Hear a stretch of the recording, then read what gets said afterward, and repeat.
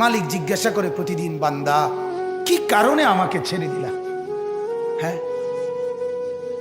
রাত 12টা বাজে তুমি ঘুমায় গেলা, মা ঘুমায় গেল, বাপ ঘুমায় গেল, বিবিও ঘুমায় গেছে, পাড়া পড়শি ঘুমায় গেছে। আল্লাহ বলেন আমি তো ঘুমাই নাই বান্দা, আমিও তো ঘুমাই নাই। সারাদিনে আমিও তো জগৎটা পরিচালনা করছি, তবুও তো আমার কোনো ক্লান্তি নাই, আমি তো ঘুমাই নাই। কেন ঘুমাই নাই জানো বান্দা?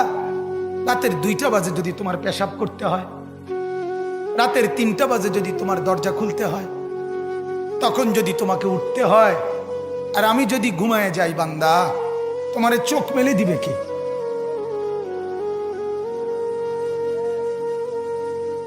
এই বাপ, চোখ মেলে দিবে কে?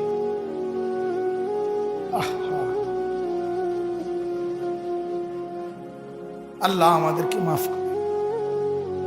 কোরআনুল কারীমের মধ্যে আল্লাহ তাআলা বলছে ওয়াহুয়াল্লাযী ইয়াতাওয়াফফাকুম বিল-লাইল।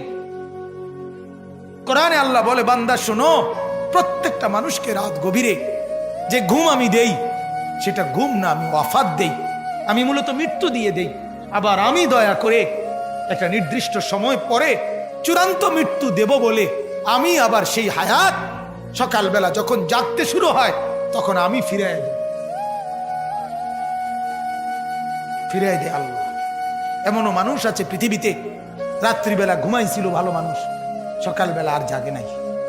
আমার একজন দূরসম্পর্কীয় চাচা আছে, প্রফেসর ছিলেন, ভালো মানুষ ছিলেন, রাত্রিবেলা জলজ্জান্ত মানুষ ঘুমাইছে, সকালবেলা আর দরজা খুলে দেখছে ওই মানুষটা জীবিত ছিল না, মারা গেছে। হতে পারে না? হতে পারে কিনা বলেন না?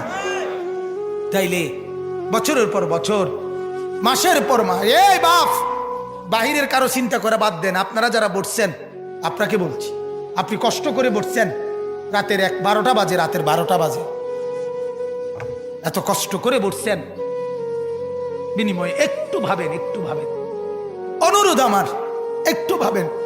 আজ মাঝে মাঝে মন চায় আল্লাহর বান্দা মুসলমানদেরকে বুকে জড়ায় ধরে কাঁদি যে বাপ কেন এত ভুল করছেন, আল্লাহকে কেন এত নারাজ করছেন?